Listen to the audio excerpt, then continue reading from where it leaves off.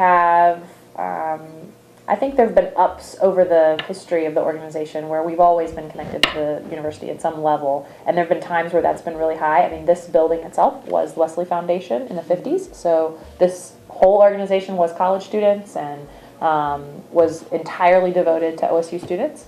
And in 1977, when they merged Wesley Foundation and the two congregations, it became Summit, and so college ministry, OSU students became a part and a ministry of Summit. United Methodist campus ministry specifically designed for students, and the worship space that we worship in now was the gymnasium. And so the students would gather and they would, you know, come and they'd have sports during the week, but then they'd have meals, and the chapel where UAEA is now was their worship space back then. First of all, Wesley Foundation in general was a time of lots of service to OSU students. So that season, there was a lot of stuff. But after that, once Summit became an organization. So in the 1980s, there was a student group that approached the church. They were an LGBT group, and they were looking for space to be used.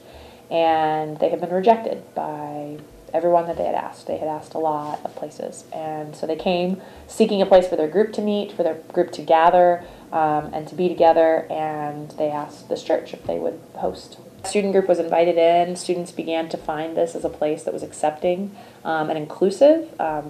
Students who would otherwise not feel welcome in a church found that this was a place that would be welcoming to them. And that really began a shift long term of just being a place of inclusion. And in 2006, the church voted officially to become a member of the Reconciling Ministries movement in the United Methodist Church, which is a kind of a official stamp that you put on a congregation that says we are open and affirming to folks regardless of sexual orientation.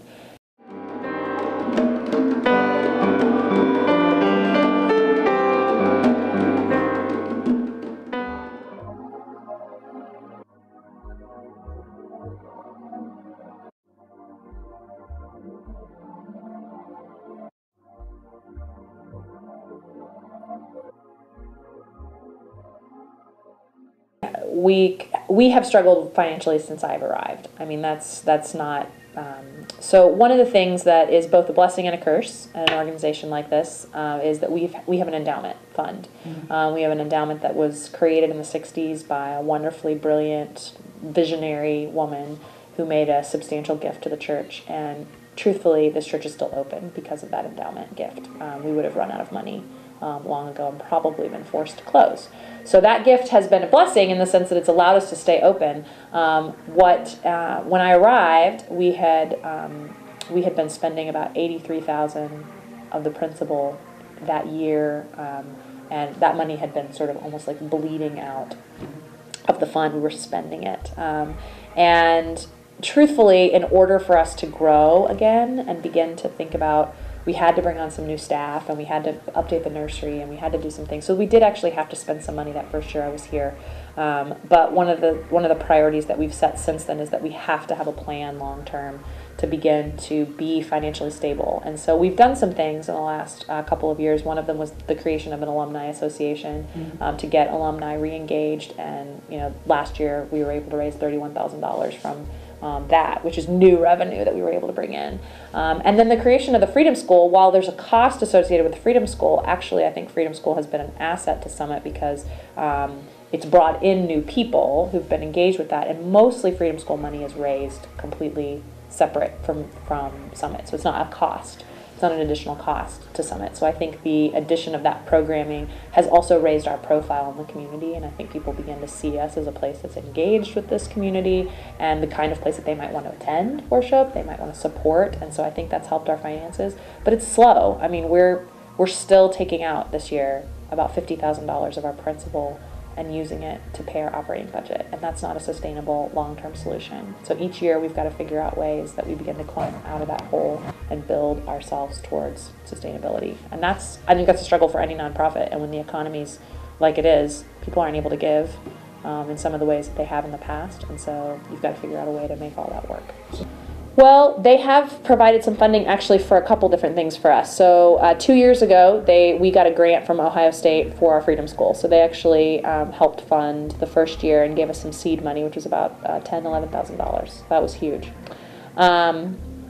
Last year, they also, our students, we have a student organization that's associated with Summit called Summit Students. Summit Students applied for a grant to do the Freedom School fundraiser, and the school granted that. So they paid, it was probably about $900,000 that they gave us last year, and that allowed us to pay for all the food and all the supplies and equipment for the fundraiser that we held last year.